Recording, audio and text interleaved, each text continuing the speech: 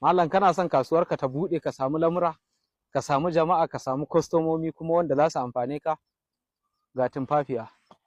Ina yawan maimaita sirri da tumfafiya, amma duk wanda ya daure yakan lazimta in Allah da zai san muhimmancin tasirin sirri da tumfafiya. Ku zo ku ciri ganyen ba ganye ba, wannan fure-furen tumfafiyar wadda ba su buɗe ido ba.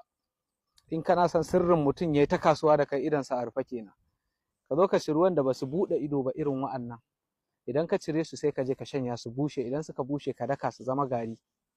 Idan suka zama gari, abin da za ka yi sai ka zo ka sa a rubuta maka alam na sharha ranar Juma'a kafa 100 sai ka zo ka wanke, sai ka kawo zuma mai kyau sai ka zuba, sai ka kawo wannan abin da ka daka na furen tumfafiya sai ka zuba ka sha.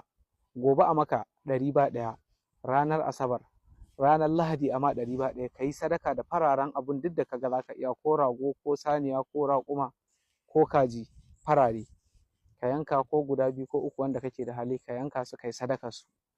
Na rantse da Allah in ka dinga gamuwa da mutane na alkhairi wallahi sai ka rasa yadda za ka yi. Na ba da shi saboda manzon Allah.